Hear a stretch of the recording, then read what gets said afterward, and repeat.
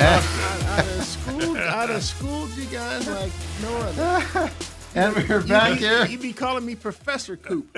I school you so And we're bad. back here in the main event. We got some trash talking going on in here, folks.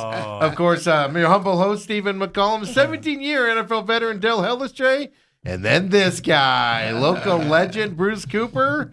They were just talking about the basketball game that Dale talked about earlier in the show and everything. Let's not, I don't want to depress the audience and things like that, but Dale told, just how McGinnis showed up at his dad's charity basketball tournament just out of the blue and was supportive of it and things when he didn't need to be and everything. And, I know you were around him a lot being working at 12 News. Any thoughts on Coach Mack there? Yeah, well, we used to, everyone used to call him D-Mac G. I know he's more fondly called Coach Mack, but in Arizona it was D-Mac G. D-Mac G. Yeah, for D for Dave, Mac, and G for Guinness. Okay, they just say that. Okay. Yeah, they just call him D-Mac G. Okay. And the thing that was so awesome about this guy, let's say there's like maybe 50 media people that, from print to radio to TV that cover him. Cover Cardinals. Yeah, cover Cardinals. And here's the thing that was so amazing about it. It didn't matter who asked the question. He would say their name first. Really? Yes, he would. So it was easy for us. We only had to learn one name. Yes. He had to learn 50, and he did. I mean, he would say, "Oh yeah, Dale, this, that, or Steve, Steve, or Coop." Yeah, he even knew your nickname. Yeah. He was amazing. They call you Coop. Yeah. Oh yeah. And up in Flagstaff, the Cardinals used to do their training camp up in Flagstaff. There was a lady once, and Dale, they have the training table up there. Yeah. And so all the players eat in the training table. Correct. And there was a lady, I guess she was trying to get a catch out there. She was a single lady, and she made up. She brought out these pots and pans of different kinds of foods and stuff, and the security people were giving her a rough time. You can't bring that down here on the field level. Because the Cardinals had like 3 fields, 1 lower and 2 up, and then they had the dome in case the weather was inclement. Right. Well, they were up on the upper field, and she's down on the lower field, and the security's not let her in. So Coach Mack is walking down, and he asked, "Well, what's going on?" And they tell her that this lady's trying to bring food for the players and stuff like that. And Coach Mack said, let her in, let her go. And so each time each player would come down, she was trying to get it to him, and the players would say no. So Coach Mack took a plate from her. Yeah. And I know he did. He didn't, because, look, but that's just who he is. He was such a nice guy. And matter of fact, this is a true story here. Of all the coaches that I have covered in my 34-year tenure at 12 News, there's been a lot of coaches that come and go in all the different sports. Right. He was the first of 3 that I gave the Coop Lifetime Coaching Award to. Did you really? Yeah. And I did it, and it was just based on criteria. Their availability, their how they were accepting and amenable to the press, and then the other ones obviously had to do with performance, and then maybe strategies and things like that. Coach Mack was such a nice guy, such a great guy, and the Cardinals organization had known nothing but just loss after loss after loss, season after season. I mean, 4-12, 3-13, 5-11. I mean, just on and on and on. Then up pops the '98 season when they go to the playoffs. Then there's just back down, but he was such a great guy. I mean, such a great guy. And the other, I gave him the Coop Lifetime Coaching Award, and then the other 2 coaches that I gave it to were Mike D'Antoni and Torey Lovello. I mean, just again, you talk about people who are very approachable, very nice. I mean, but D-Mac G took it to another level when he allowed this woman. Again, so I told a story just for maybe the people who listen to the second hour. I'll say very brief. I did a scholarship basketball game to raise money for kids. Invited invited all the TV radio personalities, and a bunch of Cowboys came in, some Cardinals came out, and it ended up being a fun. Did it for like 3 years, fun 3 years, and one of the years, maybe it was the second year, all of a sudden, I'm standing there, we're getting ready to do the national anthem and introduce everybody, and all of a sudden, McGinnis comes out to me. He's like, "Hey, Dale, how are you?" I'm like, "Coach McGinnis?" And he chit-chatted and said, "Yeah, hey, I want to be a part of this, and is it all right if I hang around?" I'm like, "Yeah, you do whatever you want to do." And just shocking that he would take time on a Friday night to come out and do something like that for people that he didn't know, and all that. So I've always been a fan of his. Yeah, and he became really, I guess, the national spokesperson for the Pat Tillman tragedy, Right. Basically, from the. Well, he's Cardinals. also part of the new stadium. Yeah. He would talk effusively about Pat and talked about all the money that he gave up just to go do this, and look, there are stories. I mean, I can even tell you stories about Pat Tillman that I thought. I mean, he was unlike any other player that you knew. I mean, back in the day, back in this time, the media could fly on the Cardinals charter, but the media had to sit in the back of the plane. But we still got, those great 4 or 5 course meals that they come up and down. I mean, they fed them well on the plane. Right. Well, a lot of the players there, and keep in mind, the Cardinals played in the NFC East back there. So you're making these long trips to Philly, to Washington, to New York. And like a lot of the players, they get involved really heavy in these card games or dominoes or whatever. Everybody's doing something. I mean, maybe someone watching a movie. You look to the right, there's one guy with the light on, and he always had a book. And he was by himself. It was Pat Tillman. I'm like, it wasn't like he wasn't a good teammate, but he was so cerebral. He was always ahead of someone. And matter of fact, to that point, you go in the parking lot in the rookies, and you look at the kind of cars they're buying, because we used to do a story on the car lot, you got every type of vehicle up in it. And Pat Tillman, he would come to practice at the Cardinals training camp. With this, I'm going to call it a Dorothy bicycle. I mean, one that you see in The Wizard of Oz. I'm like, he had dude. a basket on the front of it. Yeah. Huh? He had a basket on Yeah, the front. I'm like. He did that until the Cardinals made him get a car because it was unsafe for him to ride his bike from the hotel to the I practice would facility.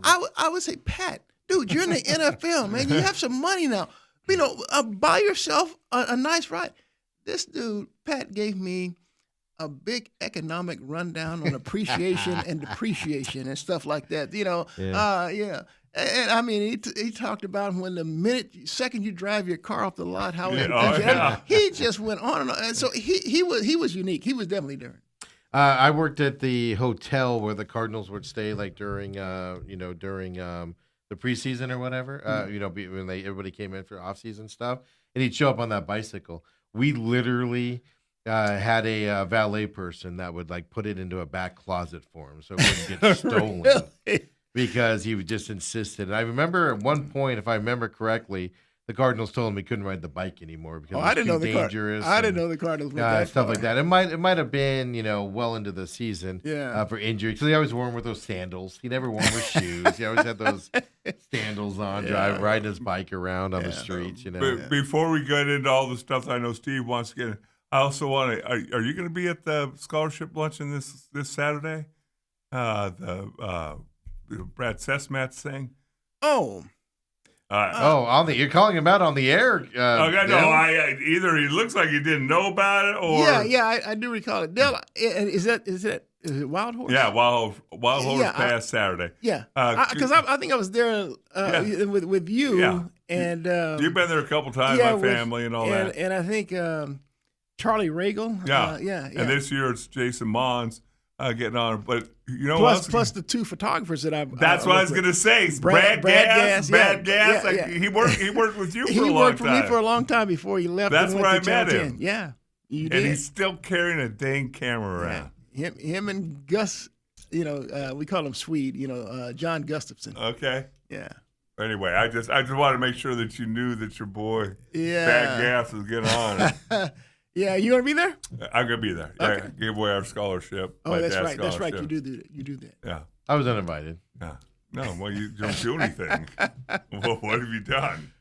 I don't need a present. I have money. I can contribute money to stuff, I guess. But, geez, Dale. Guys. I'll tell you what really chapped me last night. Uh-oh. Oh, the horse racing? No, it was 2 baseball games. Oh. Diamondbacks and then ASU U of A. Mm-hmm. I mean, look, ASU had already won 3 of the 4 games against University of Arizona baseball this season. They should have been a clean 4-0 sweep. But last night, with a jam-packed Phoenix Municipal Stadium. People are showing up for that. Yeah, I mean, their bats just went silent. I mean, it's like if you'd have thought that U of A was running out a bunch of Cy Young Award winners. Yeah. They've done that this year. Arizona State's done that. They've had to come back like GCU. They were down seven runs and they had to come back late in the game. They do that, but then they'll score 20 runs in one game and then they'll score 2 in the next. They lost 5-3 by the way to Arizona. Right. Now, and ASU almost had a tremendous collapse against Utah on Saturday. Yeah. Dude, it was 12-5 going into the top of the 9th inning. 12-5. They gave up 8 runs in the top of the 9th and fell behind 13-12, only to rally in the bottom 9th and win it 14-13. Yeah. But I mean, and Landon Harrison, he's got to be one of the greatest stories this year. He's going to win Player of the Year. Yeah. I mean, he's tied Barry Bonds' home run record. Well, he's passed it now. Well, he's got 23 home. Well, the school record is 27 by Mitch Jones. Yeah. But Barry didn't hold that. Yeah. No. So he's got 23 home runs and 65 RBI. But believe it or not, he came up in the bottom of the 11th last night. Runners on the corners, 2 outs, and he's at the plate. Now we've seen him do his magic before, but he did a short fly out to the left, and that was a ball game, and U of A win it. Yeah. But then. Before that game even took place, I'm watching the Arizona Diamondbacks against the Baltimore Orioles. Coop, I'm just going to sit back while you talk about this because Dale laughs at me. And I'm going to tell you something. I mean, to see Ketel Marte hit a couple solo home runs, I'm saying, okay, his bat's starting to come around. But the Diamondbacks finally got separation from a guy who hadn't done diddly squat up to this point. Nolan Arenado hit a 2-run home run to give him to stretch a 2-1 lead to 4-1. Then his next at bat, a 3-run homer. It's 7-1. 5 RBIs by Arenado by himself. 7-1 into the 6th inning, and I'm telling you, Ryan Nelson was pitching great. The only a run that even scored was on an error, catcher interference. Blaze Alexander gets on first base via a catcher interference. His bat hit the catcher's mitt. So he eventually scored on like an RBI double or whatever. So that's the lone run Ryan Nelson had given up. Now to start the 6th inning, he gave up a leadoff double. The next batter, he strikes him out. I mean, he is pitching a phenomenal game. I think his pitch count was 93, if I remember correctly. 92. Okay, 92 pitches. Torrey comes and pulls him out. I'm like, dude, let the man finish the darn inning. But I still didn't think that the Diamondbacks would give up, 5 runs in that inning. Right. I mean, and Taylor Rashi, after the first 3 had reached and everything, and the bases are loaded, I'm like, Torrey, let's go. Yeah, it was obvious he didn't have it, but Torrey's like, and he gives up a grand slam to Jeremiah Jackson. Does it make it worse though that Torrey left Rashi in there knowing that he was going down anyway? They wanted to give him a couple innings before he went down, but it's just I don't know. To me, it was just one. Dale makes fun of me earlier. Oh, you just overlooked everything. It's like Torrey wanted to lose that game. He didn't want to lose it, but I mean, it was just bad. It was just bad. I mean. Look, I need disgusting. I turned it off. I need to give an on-air apology to a Diamondbacks player. I do.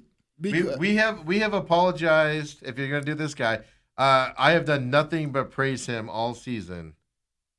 So if you're going to do it too, this show might explode, folks, is all I'm going to say. Who is it Give going it to to us. apologize Who are you going to? to apologize to? Paul Sewald. The show might explode, folks. Yeah. Dude, I poo-pooed. I was so against that move by Hazen. I'm like, I still hadn't forgiven the guy for the 23 World Series. Yes.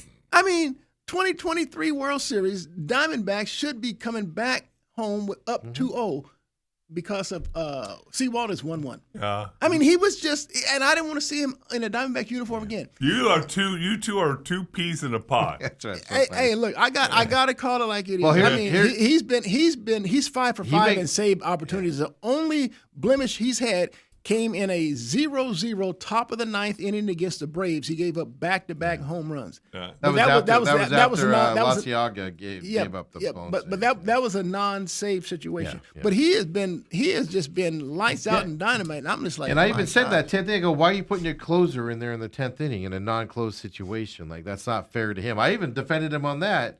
Dale makes fun of me a lot here, though, because at the same time, I don't know how Paul Sewald's doing it. He throws 90-mile-per-hour fastballs. Yeah.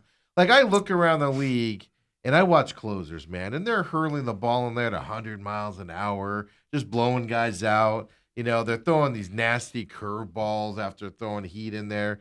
And then Sewald's just, like, throwing batting practice balls in there, but he's somehow doing it. It's the most. It's just the most amazing thing. You're to watch. old enough to remember guys like Glavine and Smoltz, sure, absolutely, and all that, and they threw the ball low 90s, but they placed it. Yeah, particularly Tom Glavine. Yeah, you're right. But are you putting Sewald in the Tom Glavine category? category? I'm not. And as much as I bust your chops, it is one of those things with Paul Sewald that every time he comes out, you're like, it's like my golf game. Like if I come out and I go 3 pars, maybe sneaking a birdie. It's just a matter of what hole am I blowing up on. It's gonna happen. I'm not going all 18 holes without getting a triple bogey or picking my ball up or what. With Paul Sewald, it kind of seems like, okay, well, we dodged that one. Mm-hmm. Okay, well, and that's because he's not a prototypical closer. Yeah, but you know, he does get late movement on his pitches, you know, and I think that's what aids him a lot. But having said that, I don't know how I feel about Brandon Pfaadt being sent to the bullpen. Mm-hmm. Well, he was the only one that could do it, right? Well, no, Ryan. Well, here's the deal. This is where I'm going. This is where I was going. I was even looking. I was said, okay, if they don't go 6-man rotation, right, and they stick with 5, who's the odd man out? It's impossible for anyone to think that Soroka or Eduardo would be coming out because you know Gallen's not coming out, and Ryan Nelson he's pitching too phenomenally. So Brandon Pfaadt was the odd man out if they went 5, and sure enough they did. But here's the deal. Now I wonder about this. During that 23 run to the World Series, Brandon Pfaadt was the Diamondbacks' best pitcher. Mm-hmm. In fact, he pitched in so many clutch big games. I don't care if it was against the Dodgers, the Phillies, the Rangers. He was the man. So it didn't surprise me that the Diamondbacks gave him this big extension, kind of like they did with Corbin Carroll and Geraldo Perdomo. He was supposed to be their next Brandon Webb, a farm guy that came in and be And I'm telling you, you know, he'll have games, and this is what I can't figure out about him. He'll pitch like he did in 23, but there's always one inning. I was going to say the one inning. There's always one inning. That's what happened to him his last start. Yeah, and here's the deal. If you go back and you look at the numbers, the metrics, the analytic numbers that the Diamondbacks put out, like last year, he gave up 26 home runs because the home run ball is hurting him. Mm-hmm. Do you know that 15 of those 26 home runs came with 2 strikes? 2 strikes. He has a problem, even today, and when he's pitching nowadays, he has a problem putting away batters in those innings. I mean, he gets 2 strikes, he can't put them away. And so I said, okay, well, I'm glad they didn't send him down to the minors because I said they probably want to keep him stretched out. I was you know? actually worried they were going Yeah, to work on that. Yes, situation. but even to keep him stretched out Yeah. as a starter. Now you're going to make him, I guess, your long reliever. You have no choice. Yeah, well, yeah, but I mean, they did that with Jay Jameson, and remember, he blew out his arm because he couldn't stay stretched out long enough and stuff to that. Well, but then That's I the got danger. and then I got to thinking later. I said, my gosh. All right, so Merrill Kelly's coming back. They're back to that 5-man rotation. Guys, in about another month and a half, some dude named Corbin Burns is coming back. Who's the odd man out then? Right. If Soroka and Rodriguez continue to pitch the way they are, you know for a fact you're not going to get rid of Gallen or Merrill Kelly. It has to be Ryan Nelson. And Ryan Nelson, I'm telling you, he's probably over the last year and a half, he's been their best pitcher. Oh yeah, most consistent, pitch. yeah. most consistent, absolutely. Well, that's the thing. This is gonna sound stupid, but hopefully in a month and a half there's an injury, so we don't have to make this decision.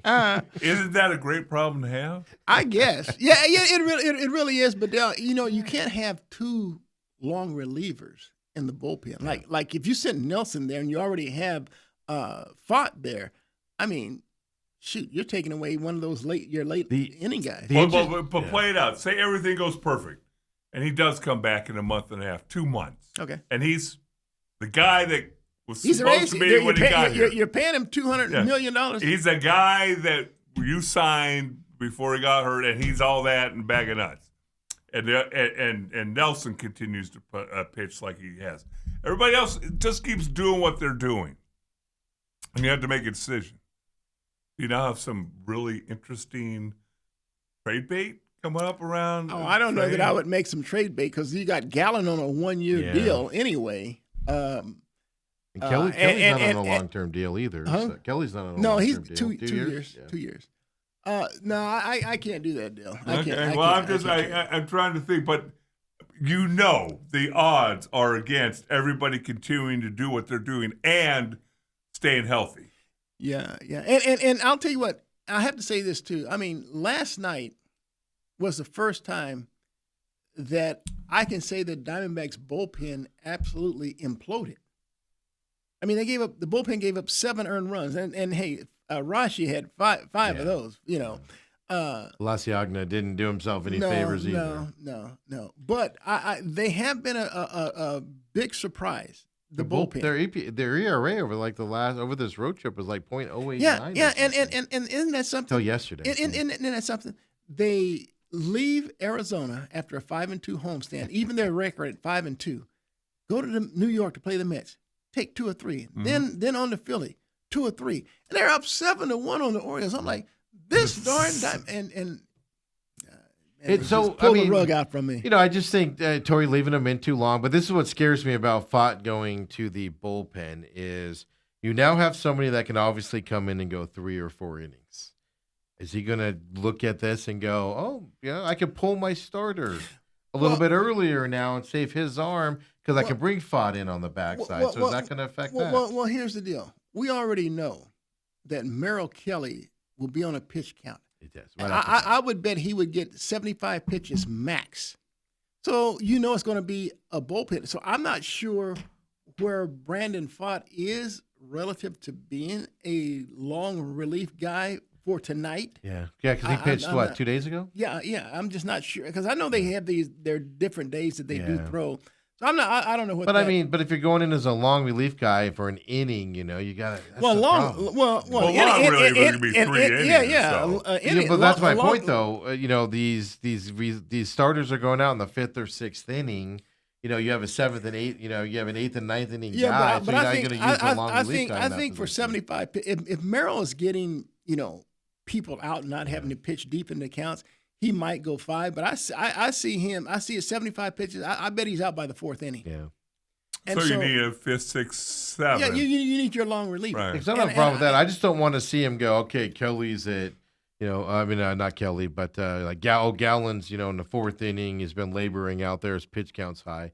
Well, let's just go and take him out and let's put Fott in there now. And then you're going to start seeing those types of moves happen. It's like a crutch going to Fott instead of having your starter go longer. That's just what I don't want to see on that backside. But I also don't have a lot of faith in Torrey, and he showed it last night too. Last night was the first time where you're just utterly disgusted by the moves that happened, and that they shouldn't have happened. He had nobody up in that bullpen before that grand slam, and you could see it coming. Yeah, but that would be his first boo-boo of the season. I agree. I agree with you. His first big one. Yeah. But then on the other side, you wasted Arenado's day, you wasted Marte's day, and Nelson's day. And that's where you just kind of feel sick to your stomach, like. And these, especially Arenado, everybody's been on him of he doesn't need to play anymore. I'm even advocating Fernandez needs to play every day, whether it's first base or third base. He needs to rotate. And I'm telling you, Ildemaro Vargas. I mean, you can't sit the guy. The guy continues to rake. I mean, I think he's now played in 12 games. He's got at least one hit in every game. Did you see that play he made on what was it, Sunday maybe? Where he fell down and knocked the ball down at second and was still able to, like, on his knees, like, crawling to get it and threw it to first. Like, it's just these guys having energy and stuff, and you got to get him in these lineups. He's the ultimate utility guy. He really is. Especially with Tawa, who's been very disappointing this year. What's he batting, 106 or something? Yeah, I mean, look, and it's amazing to me that the Diamondbacks are doing what they do because, see, after Perdomo flirted with hitting 300 and had over 30 homers, 100 RBI. I'm like, this dude's ready to break out, and yet he's hitting. He's not even hitting. For again tomorrow. He's batting 148 right 140. Oh my gosh. Yeah. Worse than I even thought. Went down. He was 0 for 3 yesterday. Yeah, and he's your cleanup guy. Yeah. Well, I don't think he's their cleanup. I think he's their three-hole hitter. Oh, I'm sorry. You're right. He is a 3-hole. He has not hit worth a darn. And Arenado hadn't been hitting worth a darn. And yet the Diamondbacks were coming in yesterday at 9-7, I believe it was. And, they're 9-8 now. Yeah. Yeah, and so I'm like, wow, 16 games in, and we're just hoping. When you looked at the schedule, said, man, what a murderous road schedule. Yes. You're just hoping the Diamondbacks can stay close to 500. But here they were 2 games over 500, and they're not even getting any production, basically, out of Marte or Perdomo. But Marte's until yesterday. Alec Thomas. Yeah. He's another guy that's been struggling out there. Well, I never really expected Alec to hit anyway. He hadn't shown that. Yeah, but 240, 250, not 140. Yeah. 122 right now. 122. Is it really? Yeah, he went 0 for 4 yesterday as well. He's at 122? Yeah. It went down yesterday pretty far. Well, I pointed that out to Steve. I know he knew this, but early in the season, you go 3 for 4, and all of a sudden your batting average could jump 50 points. So few at bats. But that's that whole Paul Grossman and who was the center fielder back in the day for the Diamondbacks, where he always started the season terrible. And because he had no stats behind him, talking about Steve Finley. Steve Finley, yeah. Okay. Same thing with Goldschmidt. You start the season, you get 1 hit every couple of days, and your batting average is garbage. But by the end of the year, you're hitting, your standard 225 or whatever, backing it up. So, it is fascinating. But we'll see how they rebound today. I mean, there's one thing I know about this team. Yesterday was the first day I had to take a phone call, so I had to turn the game off. But yesterday was the first day when that 6th inning happened. I went, man, they're gonna lose. Normally, I'm like, oh, these guys have a chance to come back and win it. And last night, I could just feel that energy change. And I kind of lost faith. I hope it doesn't carry over to today. That's the thing. Now, come on now. That's one thing you got to give the Diamondbacks credit for. They go out and lose 17-2 to Atlanta. They come back and win the series. They've won every series. Yes. And if you'd have said other than the Dodgers, they won. And if you just keep winning series, you're going to be there at the end. Yeah. It's just, I don't know. I think you might get a little bit of a blip with Kelly out there today. You might get some excitement of, oh, Kelly's back. No, that could be. But again, Baltimore's, people don't know this. Baltimore's a really good team in that AL East. They're going to compete with those guys. But I tell you, that's why it just bothers me so. I mean, Ryan Nelson, he tamed that lineup he handcuffed him so badly yesterday. Yeah. I'm just convinced Torrey doesn't like Ryan Nelson, man. They used to send him down all the time, put him in the bullpen, and he's the most consistent pitcher. I just think he's got pictures or something that Torrey doesn't like. I don't know what's going on there. Hey, when we come back, let's get into it. We have playoff basketball in town tonight. Play-in basketball. You always got a naysayer over there. He says they're not in the playoffs yet. Just like Dayton is not the NCAA tournament. Is your wife working the game tonight?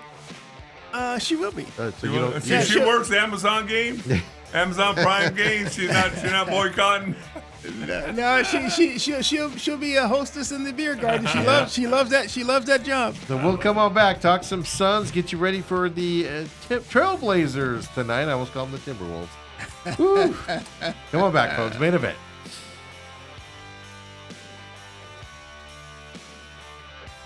And we're back here. Of course, Bruce Cooper joins us on Tuesday. Coop, we are a week and 2 days away from the NFL draft. And I've made one small change to my draft. Okay.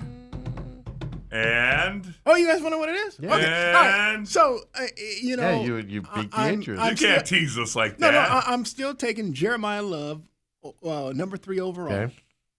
But in the So you're talking from Cardinals Cardinals. right perspective. Cardinals Okay. perspective. You know, Cardinals have third pick, so I'm taking Jeremiah Love. That's been solid and entrenched in gold. My second, the second round pick, their first pick in the second round, because keep in mind, I'm still trading for the Texans' 2 second round picks, 39 and 59. I'm giving up And a Trey future- Benson. I'm trading Trey Benson, a number 2, a second round pick in 2027, and a third round pick in 27, and a first round pick in 28. All so I can get those 2 picks. I have to have these 2 picks. But I'm keeping my 27 first round pick because that's where I'm gonna get my franchise quarterback. And I already know who it is. It's not Arch Manning. It's not Dante Moore. Sam Levitt. It's not Julian Sayin. It's not Lenore Sellers. And no, it's not Sam Levitt. It is Trinidad Chambliss from Ole Miss. He might not be eligible. He might not be. He might not be there next year. He might have to come into this year's supplemental. No, he already got I approval know. from I know. from They've this been year. fighting over it. Yeah. But yeah. So who you get rid of? Jennings Dunker or Caleb Tiernan? no, I'm keeping both those guys. Oh, you keep both of them. But I'm sliding them down and I'm moving out Stooks. Oh, really? The Yeah. guy, the Yeah. cornerback that you love, defensive back that you love from Arizona. Moving him out. So I'm moving. Really? Okay. And now with the Cardinals' first pick in the second round, their own pick in the second round, Peter Woods, defensive tackle from Clemson. And I'm excited about this. You know, I'm just watching tape of him. I'd just say, last week. hold on. So to take one step back, Okay. because first of all, it's hard enough to forecast the first round.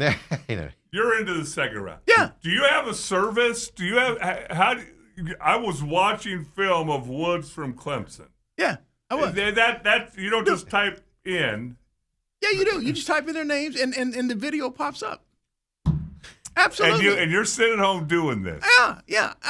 Because, you the know. retired life, Dale. Yeah. Dale, it's what I do. Yeah. And so I'm telling you, I said, I'm excited about this guy because if I put him next to Walter Nolan and they both have some push or pass rush from the inside, and now I can get a legitimate.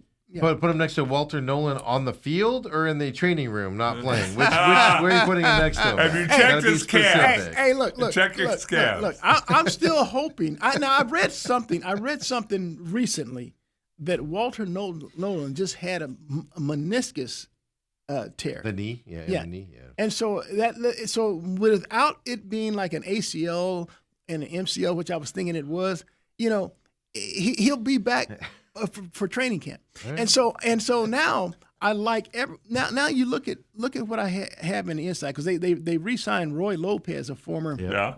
Valley player and stuff, you know, and so I like everything from that. So now if I can get my anyone to compliment Josh Sweat, and keep in mind BJ Ojulari, who basically missed all of last year. He you know. He's missed a lot of time, yeah, too, he has. not just last year. So him, Baron Browning, Zaven Collins. I mean, I have to, and that's why I'm not interested in trying to go and draft a David Bailey or an Arvell Reese. I mean, come on, man. We've seen that act. We've seen that act. No, we've seen that act, but we've picked the wrong guy. Act. Well- Because if you pick the guy that went to Houston, Will Anderson. Will Anderson, that was the right guy.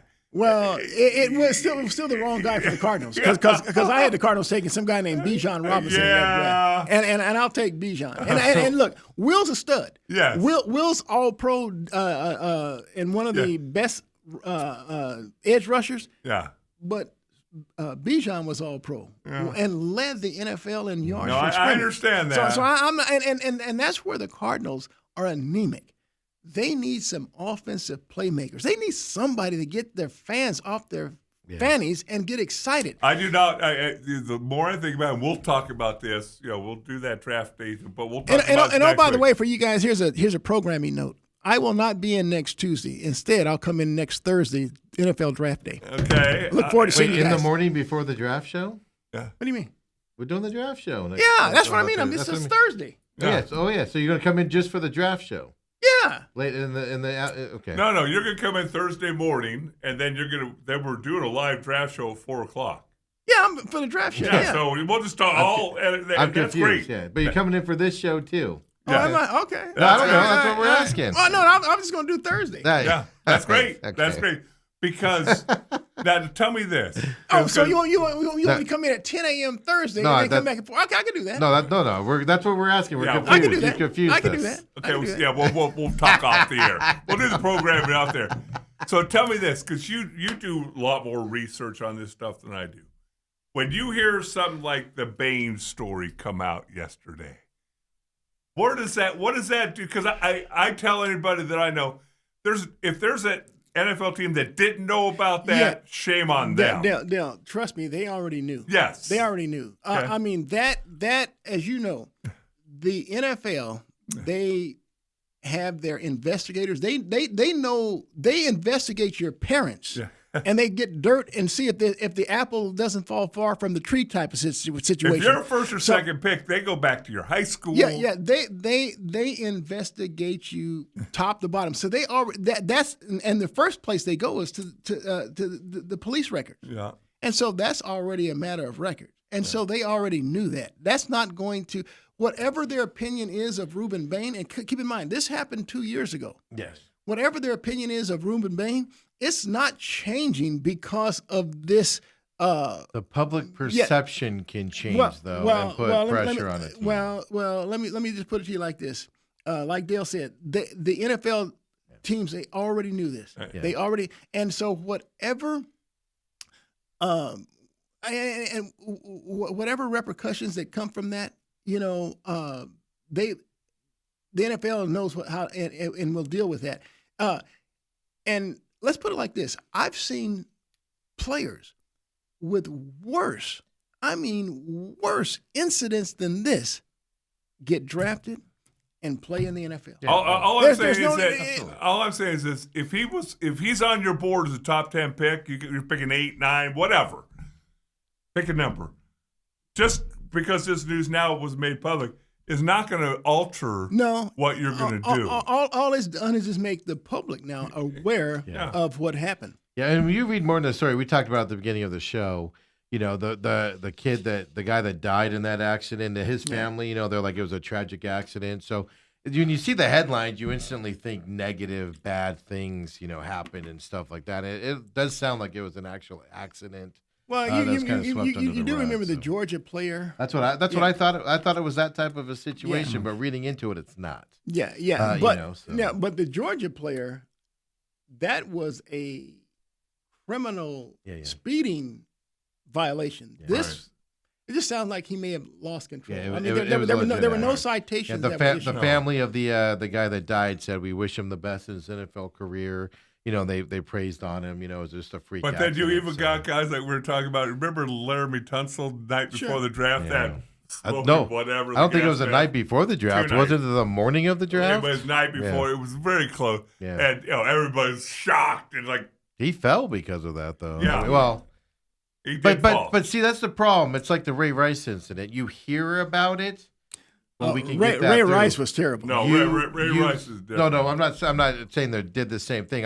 What I'm saying is you hear about it, your fan base can still, okay. You see video of it, half of your fan base can turn on you. See, the video kept Ray Rice from ever playing again. Yeah, and then, whereas before he was just getting suspended and going. Right. Same thing with Jeremy Tons. I'm not equating the two events. I'm saying video changes your perception. So, like, even with Tunsil, right? Everybody's like, oh, he smokes a little weed. And everybody's like, oh, whatever. And then you see the gas, and then you're like, oh, my. Half the fan base is like, you can't draft that guy. So video does change things out there as you go through it. But really quick, what happened to Stooks? You were really high on him because of that acrobatic move and that territorial stuff. Here's the deal. I just looked at the fact that, I can get more value from being able to stop the run and put pressure on a quarterback than on the back end where someone's making a play on the ball in the air. Mm-hmm. So I thought that was the most. Because you were really high on him. One move he made against Arizona State. Well, look. Not only that, but you see how he showcased himself, and I didn't. He's a good kid. He's going to get drafted. He's going to have some success in the league. There's no doubt about it. I'm just giving you a hard time because of that one play out there. But we got to get into. But the Phoenix Suns. Okay. Suns Trailblazers tonight. Prime Video, 7 p.m. Good luck if you're watching it. I was going to look up tickets to get in were like 55 yesterday. I'm predicting they're going to drop. So while you give us your... They're going to drop? Why would they drop? Because it's a playing game.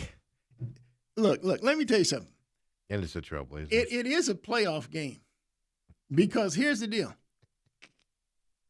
The teams that are at 11, 12, 13, and 14, they don't even have a chance to get into the playoffs. But the teams that are 7, 8, 9, 10, two of those teams are going to have a chance to play for the trophy. They're going to have a chance to make the playoffs. No, here's the deal. You can't, and I'm keeping in mind this deal.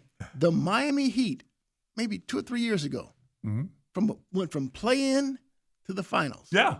No, I'm trying to tell you, if they win tonight, but Dale, they're in the playoffs. Dale, if they weren't in the play-in, they wouldn't have had an opportunity to even get into the Cooper, finals. you're the guy that invested in the condos in Dayton to go watch ASU those couple years that they supposedly made the tournament. They did make the tournament. Yeah. Because they had a chance, Dale. They had a chance. I asked him, I said, what are you going to do next year when there's 8 play-in games next year? Because that's what they're expanding it to. Really quick, tickets have fallen. Upper-level tickets, $31, $33, $34. They've fallen. They can't be available. It's not sold out. Why wouldn't it be? Because it's a play-in game against Trailblazers. Hasn't started yet, Coop. The Suns had this record of was it 500 consecutive sellouts? Yeah. And we're not even talking play-in. This was regular season. Yeah. This is play-in now. I did see. Games got to be a The Suns sellout. aren't going to announce it, but I did see a lot of season ticket holders not buy playoff tickets. That doesn't make any sense. That makes zero sense to me. It makes zero sense. Yeah, but the price did go down. Yesterday they were in the $50 range, and now I'm seeing $30 tickets to get upper level. So you're trying to tell me that the season ticket holders would rather go watch the Suns play the Washington Wizards as opposed to play a play-in game? Maybe that disgusts them. Maybe that's what disgusts them as we've wasted so much money. So I think that's a separate conversation. Let's talk about the game tonight. Suns Portland. And it scares me. I'm worried. Look, this is what the Suns need to win this game. They need to be able to hit their 3-point shots. I mean, Colin Gillespie has to be on. Look, everyone's healthy except for, I guess, Grayson Allen. Yeah. And he's questionable. Look, I wouldn't even play Grayson Allen. Don't even play. But the Suns. When you need to hit threes, you're not going to put Grayson out there, huh? Look, let him get completely healthy because when he's out there and he's not. But I said that at the end of the season, and they kept playing him. Why sit him now? He struggles when he's not making his shot. Mm-hmm. And so let him get healthy for the Spurs. We can use him against the Spurs if happen to get by the Trailblazers. But it's a game that worries me. Yeah. The Trailblazers. I mean, Klingland. He's a center that can step out and bring Mark Williams away. We already have very little rim protection. Yeah. But he can knock down those 3-point shots. Denny Avia, he's like a 6'8" Magic Johnson out there, really. Because he can handle the ball, he can drive it, he can pass it, he can do, and he's very adept at drawing fouls, getting to the free throw line, and things. And then they have some championship guy on the team. His name is Drew Holiday, and so they worry me. And I think that Jeremy Grant, and their small forward, or I think he's available as well. Robert Williams is healthy. They have one guy that's questionable, and I don't have it in front of me right now. Well, the whole thing about it, Coop, since the All-Star break, they're one of the top 3 defenses in the NBA. They are an athletic team, but you know what? What they aren't is they're not a great shooting team. Right. So I know in the playoffs, games become pretty much more half court. Yeah. And so if the Suns aren't turning the ball over and allowing Portland to get out and run, that's a plus. But the Suns, so every now and again the Blazers will find someone that get hot from the 3-point line. Maybe it's a Kamara, a former Phoenix Suns draft pick that was traded in that DeAndre Ayton deal. Kamara could get hot. Scoot Henderson can get hot. You Suns have to make sure that they're playing with the type of tenacity and intensity they did defensively early in the season when they got off to this surprising start. Oh. Jeremy Grant, by the way, is questionable for tonight. Okay, so Jeremy Grant. Okay, he's the only one. Obviously, Dame Lillard's not playing because of his Achilles. Yeah, but he's the only one that can. Yeah, that can get in. And so I'm glad to see that Jordan Goodwin is available. Isn't that amazing though? End of the season, the guys can't play because they're nursing injuries, and then boom, playoffs show up, and there's no. Well, hey, look. Sometimes you got to say, if it were the playoffs, I'd be playing. I've seen that scenario. And look, they need Goodwin. Goodwin, his defensive tenacity and his prowess, his on-ball prowess. It helps create a lot of turnovers. And when the Suns can turn over the opposition and run and get out themselves, then Mark Williams seems to get involved because he runs the floor better than any big man in the game. And so if his energy's up and he's involved, I like the Suns' chances. But again, Colin Gillespie has to be shooting well and can't be struggling. And I'm getting nervous. I'm worried about the length of the Portland, and specifically Klingland. Well, here's the deal. Suns have some length that they can match, but see, Jordan Ott just doesn't trust it. See, Malawak. Yeah, Malawak's not seeing the game in the playoffs. Yeah, that's what I'm saying. And Malawak and Rasheer Fleming, both, and Fleming has the athleticism and the wing, the length to absolutely keep teams from dominating on the offensive glass. I like how Ryan Dunn doesn't allow rebounds to come to him. He goes and gets them. He's one of the few that go get them. And so, that's what bothers me because we've seen it when the Suns have played teams recently in this stretch run. Ryan Dunn and Fleming and Malawak, they sit the entire game. Right. And so now you're undersized. You're playing Gillespie. You're playing Allen, you're playing Goodwin against, and these they're guys, all the same players. Yeah. They're 6'3", 6'2", 6'4", against guys that are 6'9", 6'10", 6'11", and it's just a mismatch. And you wonder why you're getting pounded on the offensive glass. Well, look at this. Klingland is third in the league, average rebounds per game, 11.6. Yeah, he's behind a couple big guys the Suns have struggled with, Jokic and Karl Anthony Towns over there in New York, right? Yeah. Victor Wembanyama is just barely behind him there with Rudy Gobert. Suns struggled against their size. Offensive rebounds, Klingland set a franchise record, and he's number 1 in the NBA with 347 offensive rebounds for the season. Steve, I'm worried about that. I'm not trying to hear this. We've already talked about Klingland. He worries me. Klingland, Avia, and I didn't remember. Look at Avia. He's third. He's behind Luka and Jokic here. Who is? He's one of 3 players. 3 players in the NBA to finish the season averaging 24-plus points per game, 6-plus rebounds, and 6-plus assists this season. You talking about Avia? Yeah, he's with Luka and Jokic. 6'8", 3 guys. 230. Yeah, and then Drew Holiday. I mean, I didn't talk about his championship pedigree. So I know we talked about it on this show a few times ago, and I told you guys I'd rather play the paper clips, even though they have a guy named Kawhi Leonard, but there's only one him. There's a three-headed monster in Portland. Well, I mean, then you got Kamara, who 219 made threes this whole season as well, so he can make those shots, and that's just those. That's why guys. I say you don't want him to get and you don't want him to get going because when he starts knocking down those threes, Suns are in trouble. Okay, so having all this blather and blubber, Suns are favored by 3.5. By the way, do the Suns win tonight? You know what? I think just because it is a and look, they have two chances. Both teams have two chances. Yeah. And so for Portland says even if we lose this game, we play another one at our building. You know, that next game would be play the 9-10 winner would be in Portland's building. Coop, hold on. And so maybe. Hold on. Dill, I'm trying to help myself. I'm trying to talk myself into a Suns win. I'm trying to talk myself into a Suns win. When you were at Westwood, high flying and all that, did you ever think that, like, well, I know if we lose this game, we can get them at our place. Dill, my psyche, I need this excuse. I need this reasoning.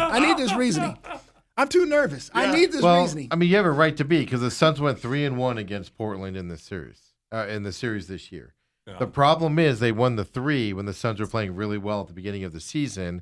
They lost the one in February where the Suns were kind of scuffling a little bit and things to that effect, which is where they've gone now. I think what puts the Suns over the top tonight is the home. I think what I'm worried about the crowd, and what I mean by that is I don't know if it registers that this is a playoff game. I think a lot of people probably have this guy's attitude over here. And you're seeing the price of the tickets fall, but you need to have playoff atmosphere to get these guys. You can't be like the regular season game where in the third quarter, if the Suns struggle, you just sit on your hands. Well, you got to get up and cheer for them in the playoffs. I don't know if the fans are going to do it. Suns have to get off to a fast start. And what they've done, they played good they in get off the fast start, but they got to back it up in the second quarter. Yeah, you were going to let me finish. They got to back it up in the second quarter, and just kind of try and leave no doubt because so many times you see them come out shining light. You have a 15-point lead in the first quarter, and then they go in halftime. It's tied. See, I'm more worried about the third quarter with me. The third quarter is when you're going to see whether the Suns are going to win this game. Well, heck, fourth quarter really worries me too. But what I'm saying is if the Suns are going to falter, like you said, they'll get to a hot start. Halftime will be tied. They kind of whimper on that third quarter, and that's where you get into that where they scored 12 points in the fourth quarter. Yeah, they're the worst scoring team in the fourth quarter. But you can see it coming in the third quarter. That's why, to me, the third quarter needs to be. Coop, at the end of the day, Coop, you basically talked yourselves into the Suns losing tonight. No, I'm talking myself into them winning. I'm banking on the fact that Portland understands that they rather win it at home against the 9-10 winner. Because they want Oklahoma City. They don't want San Antonio. Absolutely. Well, I mean, the other side of it is... You took the words right out of my mouth. I mean, the other side of it is, one team, Suns, of course, lost to the Lakers, beat the Thunder. But Portland had to win this spot to get in here, so they've been kind of on a roll. I'm worried about the length, but I do think the Suns at home will pull it out and get this win here. And I'm going to say comfortable win as well. What I mean is it's not going to come down to like the last 30 seconds you're nail biting. They're going to have a big enough lead at that point. I like Steve. To win it here. Steve's my man. Well, I could see if the Suns have a sizable lead with 7-8 minutes left, I could see Portland taking the foot off the gas. But they won't play again until Friday, though. So it's not like they have to turn around on Wednesday and play again. Well, I'm looking at their star players. So Avita played 66 games. Jeremy Grant played 57, 53. I guess they play. Well, I mean, that's out of 82. I mean, that's still, it's not 43 like some guys, but they did miss some games. But I think Dale, who do you got tonight? I got the Suns. Coop has the Suns for a weird reason that Portland doesn't want to play. It wants to play the Thunder. Yeah, they want to win their playing spot at home. I have it for psychological reasons. Coop, break it down. I don't think they want to win the first game on the road. I'm just going to go because I don't want the season to end, and I have a feeling if they lose tonight, they'll probably lose That's what I on think. Friday. That's what I think. I'm going to pick the Suns on a hope and a prayer. So at least you admit that you're worried like I am. Oh, I know I am. Okay. Because seriously, think about that scenario, Coop, that you won't be back in here. If they lose tonight, if whoever wins, Golden State or the Clippers, and now it's a win or go home, Win or go home. and you got two guys in Kawhi and Stephen who could go for 50 on a one-game series. Well, maybe Steph will be out buying all of his jerseys, so he won't. You missed that earlier. Go Suns. Yeah. All right, so we all got Suns tonight, huh? 3.5. Yeah, Suns. I don't think it's going to be as close as if the Suns don't win tonight. It's going to be because the Suns don't play well, and I think the other side. I mentioned it yesterday. I think the Suns with Dylan Brooks, shrinking that bench down. I think they're going to have the playoff mentality, meaning tougher. Now the refs have to go along with this and play and call the game like a playoff game. And they're going to be ready to play that better than Portland will, I think, tonight. I think that'll be the ultimate difference. What I want you to keep count of tonight is how many times does Devin Booker call for a foul? I want you to I want you to write a tick mark down because it's going to be in the teens. Have enough ink. Hey, well, let's put it to you like this, Dale. I'm still looking ahead in the Suns' future, and as I look ahead for the future, because it's what I do, I have to get rid of Royce O'Neal. Oh, you're already changing the team before they're even Yes, I am. eliminated Yes, I this do. year. A month ago, too. I have to get rid of Royce O'Neal, He's and a free agent, isn't I he? have to. No, I think him and Grayson Allen both have one more year left on their deal. I know Gallen does. And I'm trading both. I agree. Yes. I agree. Those are the two guys. Well, Okay. you need to make more changes than that. Coop, Yeah. we got a lot of time to talk about No, that. I've been doing that too, Dale. I've been going. And look, You have too many 6 foot. You have too many 6'5" guys that shoot inside. they not need wing players. and they need to create opportunities, more opportunities for Rasheer Fleming and Ryan Dunn. The thing that shocked. What about Ryan Dunn? You think Ryan Dunn should stick around? I think he's the one that might be on the outside looking in. Well, I'd like to keep him. I would too, but I like could see that. because I think his ceiling, he hasn't reached that yet. Yeah. And so that's why and here's the deal. I'm gonna tell you the key player in the Suns offseason is a guy named Oso Ighodaro.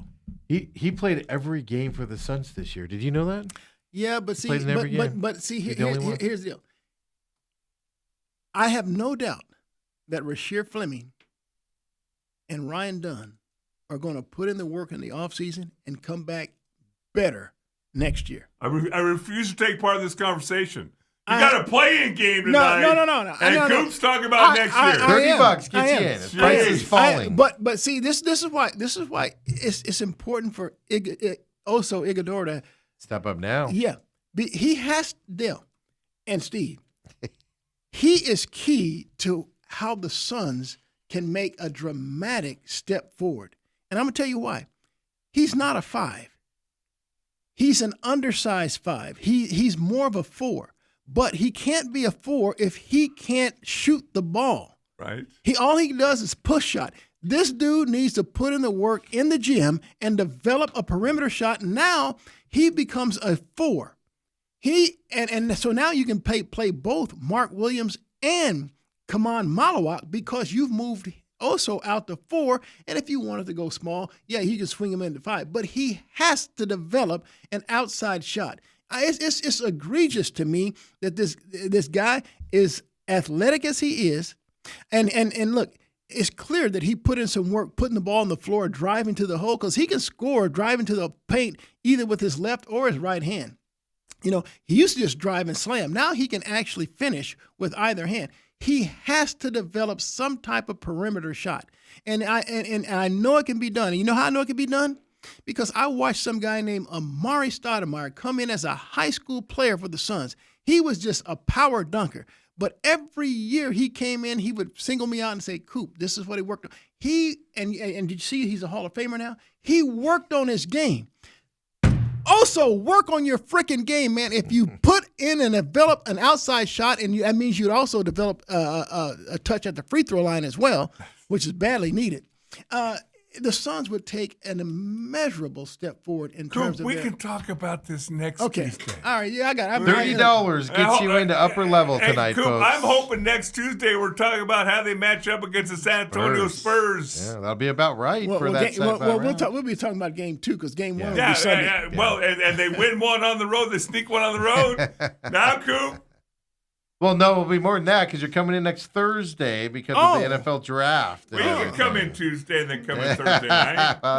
He's retired. I guess I could do Yeah, that. we can talk Suns, Spurs. I guess I could do and that. NFL draft. I guess it depends on what the Suns are doing in that. 115. I see 114, 115 in the behind the baskets tonight. So look, guys, it's play-ins according to Dale tonight. Look, I guarantee you what you're looking at cannot be tickets available. Coop, I can buy these tickets right now. It's impossible. You want to go? I'll buy 2 tickets right now. It's go. impossible. I mean, that game has to be a sellout already. It's not. I refuse to believe that. It's a playing game. Everybody's lost interest. Go Nobody cares Suns. about- If you could only afford one game, are you buying tickets for this? You can buy tickets for the Spurs or Thunder in the first round. Hey, look, did we miss anything, guys? I know Dale is. I have to distract myself. You can see. Here's the deal. This is one thing I know as a fan because it's happened to me too many times. If you get too hyped up for a game, get too anticipatory for a game, You get you're disappointed. gonna get let down.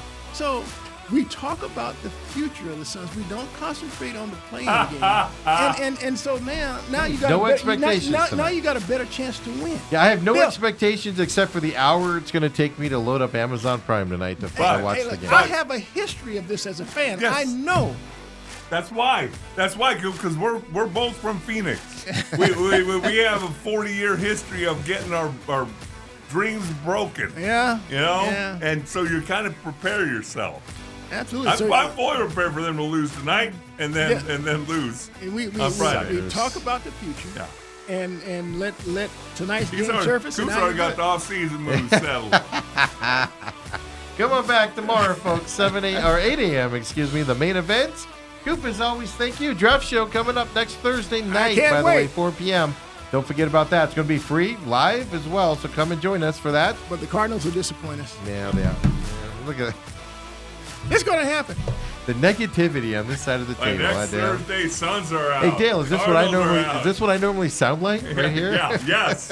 The Diamondbacks have lost 6 in a row. See you later, everybody.